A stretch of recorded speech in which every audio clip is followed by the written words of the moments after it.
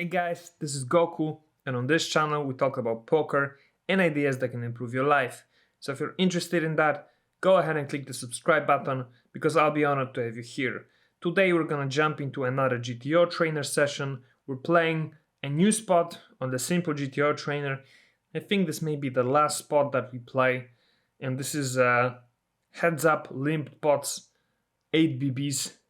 So should be fairly interesting, but let's jump right into it and see. Maybe first we can take a look at the ranges, and obviously on such a small stacks, these will mainly be push and shove spots. So this is a range the small blind has here.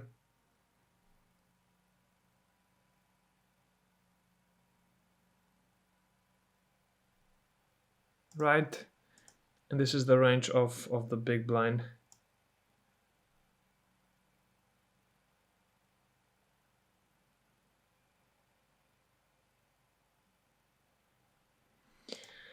Cool. Now, what do we do with 8-5 here? We check it. And we fold to a bet. 9-8. I think this is gonna be a check. Now it's gonna be a small bet. Oh, it should still be another check, surprisingly, on the turn. I wonder if we check here and the small blind bets, I guess it's a shove or not. That's an interesting question. Queen 7 off on a 4 jack jack. Gonna check it. And do we call here? Bet of 1, or do we fold? I think we fold.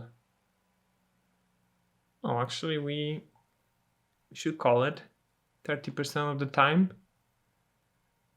Min raise 61% and fold 9%. Queen 7 here. Okay. 7 deuce is a check. Ace on the turn is a check. I think we call now.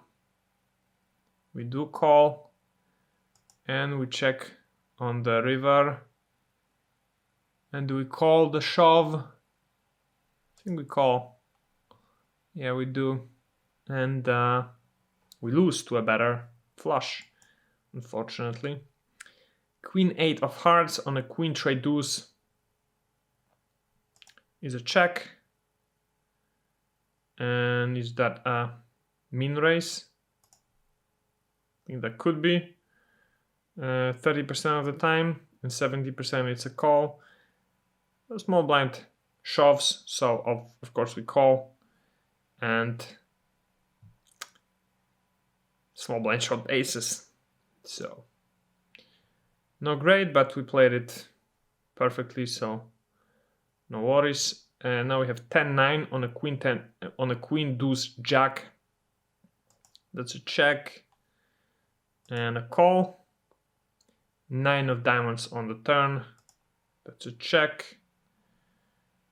4 of clubs, spades on the river. And I'm just thinking if that's a check, right? And a call. Okay, so we should fold 46%, call 53%. And raise all in 1%. Queen 6 off on an ace 5-3. That's a check. And they fold the majority, but is that a spot where we raise it? Probably not. It's probably fold, yeah. Raise 1%. 8 deuce on an ace 5-4 is a check and a fold. Pocket 5s in position on a queen jack 4. It's gonna be a bet. Villain folds. 28% of checking we should be doing here. 9-6 in position. 8-5-6 is the board. I think we bet here 45% of the time, check 55, but the villain folds. 9-4 of hearts on a 7-5-5. Out of position, we're checking. 10 of diamonds on the turn, we're checking once again. And 4 of diamonds on the river means we are checking for the third time, and we are calling the bet. Wow.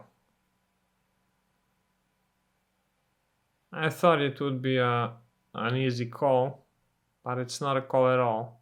It should be a fold 100% of the time. Vilos is small, but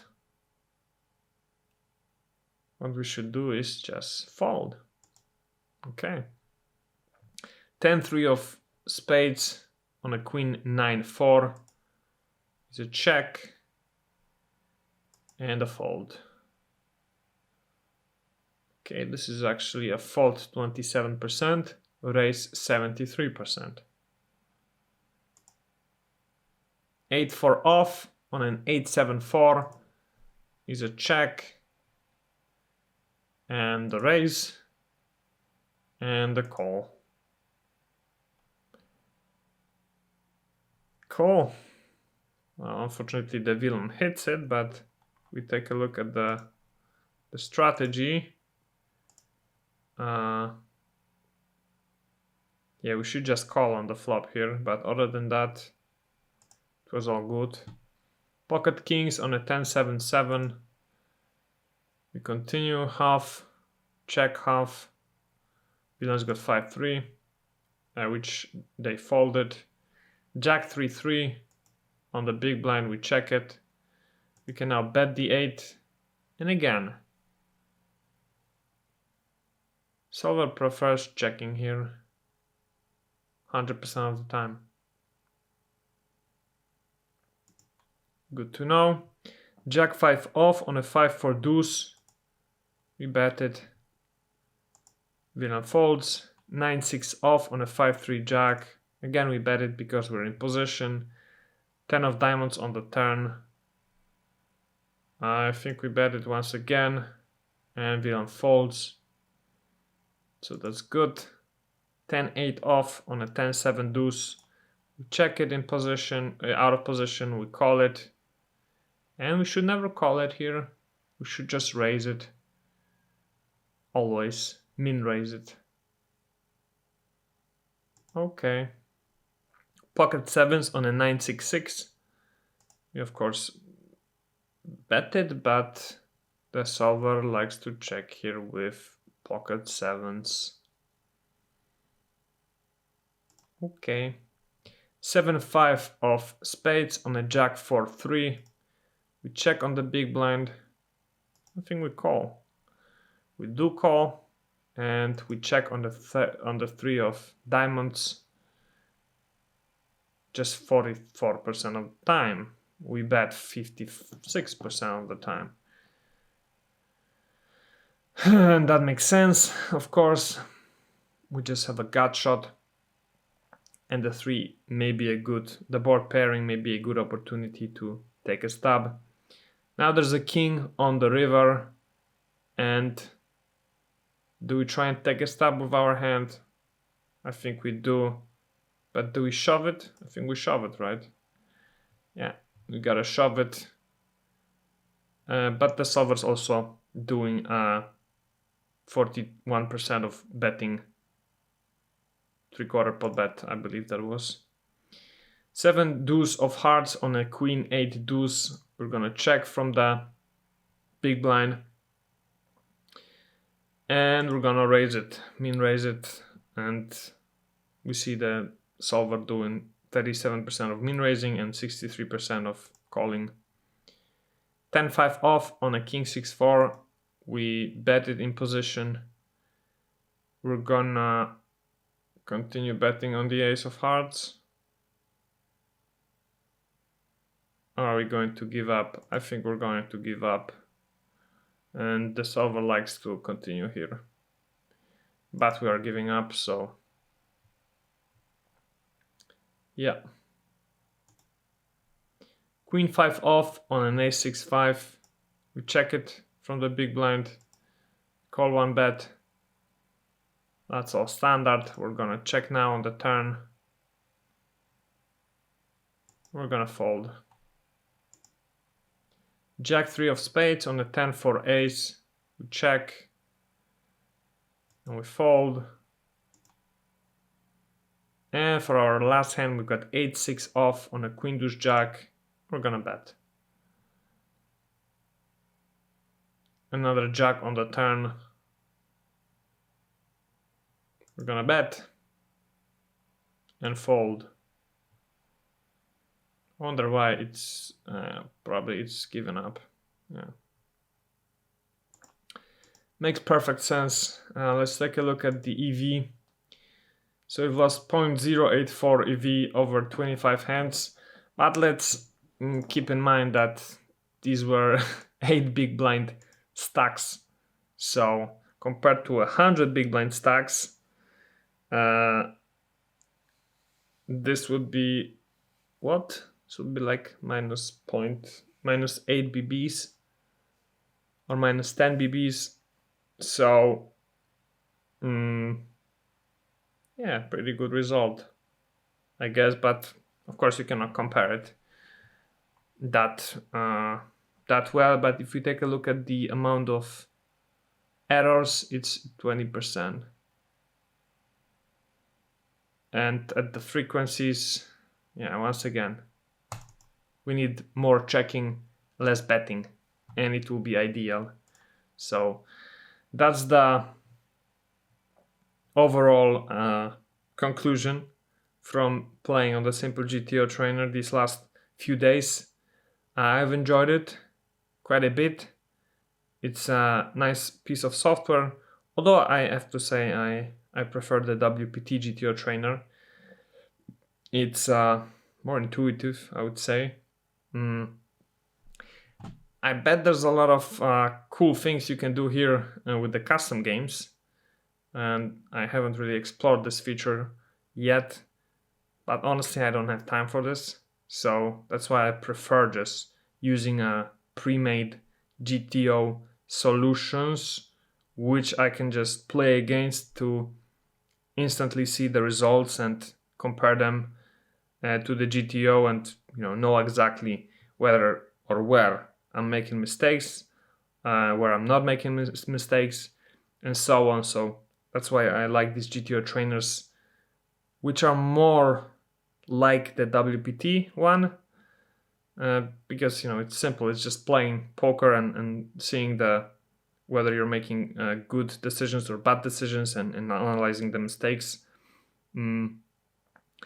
And here it's a little bit less intuitive, so I think I'm gonna play 3 more sessions of this 8 BBs spot, and then I'm going to try another piece of software. I think I'll try out this Poker Snowy, so that should be fun as well. But anyways, let me know in the comments below which piece of software you would like to see, and what do you think of the Simple GTO Trainer.